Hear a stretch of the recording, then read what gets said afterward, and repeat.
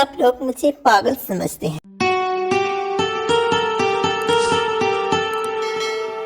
हाँ, मैं पागल हूँ, मगर मुर्तसिम के प्यार में।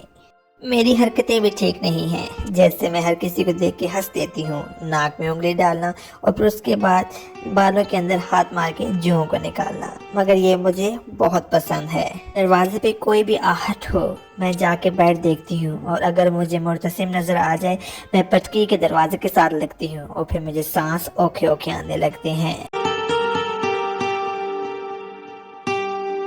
मुर्तसिम भी जब मुझे देखता है तो पटी के हमारे घर आ जाता है और आके अजीब अजीब हरकतें करना शुरू कर देता है। मुझे इसकी हरकतें बहुत पसंद है। लिखने का मुझे शुरू से ही बहुत शौक है।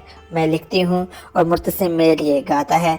मैं फिर से लिखती हूँ और फिर उसकी यादों में और लिखती हूँ और फिर मेरे लिए और गाता है। ये हमारा सबसे खूबसूरत मशगला है। मैं डोई हाथ में पकड़ के कच्चे कागज पे बहुत ज़्यादा लिखती हूँ और मुर्तसिम के गाने सुनना मेरी ज़िंदगी की आखिरी और पहली भी ख्वाहिश रही है और हमेशा यही मेरी ख्वाहिश रहेगी।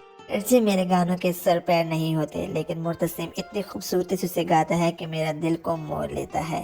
हर लड़की की तरह मुझे भी तैयार होना बहुत पसंद है, लेकिन इसके पीछे हाथ मुर्तसिम का है। मुर्तसिम को हमेशा से यही दिल करता है कि मैं तैयार होके बाहर आ जाऊं। वो हमेशा मेरा इंतजार करता है मैं कब अपने गंदे बालों में बुर्शी मार के बाहर आऊंगी और उसके लिए तैयार होके दिखाऊंगी।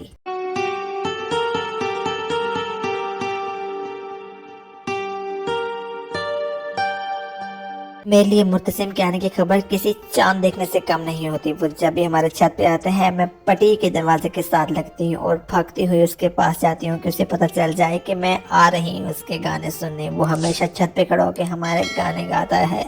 मैं अम्मी से छुप के जाके छत पे उसके गाने सुनती हूँ, उसकी वीडियो बनाती हूँ, लेकिन उस बगैरत को कभी डर नहीं लगा। उसकी वजह से मुझे बहुत मार पड़ती है। हाँ, ये मुर्तसिम ही है जिसकी वजह से मुझे सब काम करने बहुत अच्छे लगते हैं। मैं जिस भी चीज में देखूं मुझे मुर्तसिम नजर आता है। हाँ, अगर मैं कहूँ कि मुर्तसिम की वजह से ही मेरा हर काम में दिल लगा रहता है तो इसमें बिल्कुल भी गलत ना होगा।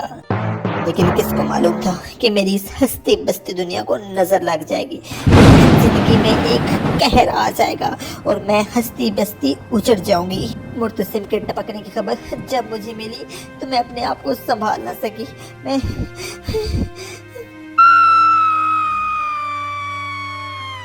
मेरी तो जैसे दुनिया ही उजड़ गई हो। मुझे कुछ नजर नहीं आ रहा था, कुछ अच्छा नहीं लग रहा था। मैं सिर्फ बोल के साथ टेक लगा के हर वक्त रोती रहती थी और इधर उधर देखती रहती थी।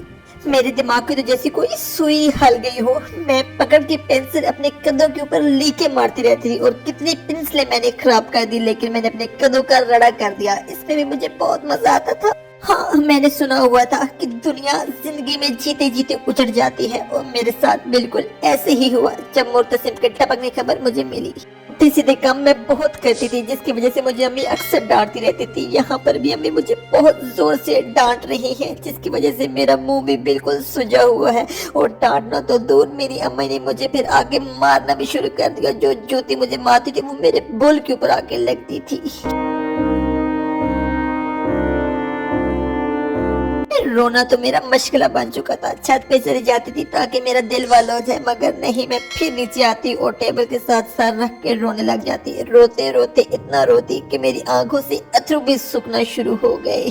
लेकिन फिर मैं छत पे चली जाती और लड़के वहां से मुझे झली झली कह के तंग करते थे। फिर मैंने ऐसा करना, सोटी उठानी या वट्टा उठा के उनके सर में मार देना और फिर मैंने नीचे आ जाना। खाने पीने का दिल न करना, मैंने वन पवनी चीजें दराज से उठा के खाना शुरू कर देनी और फिर छत पे जाके मैंने अपना काम रोना शुरू कर देना। जब मुझे कोई सहारा न मिला फिर मैंने दुआ मांगी, ऐ खुदा मेरे मुर्तसिम को वापस भेज दे।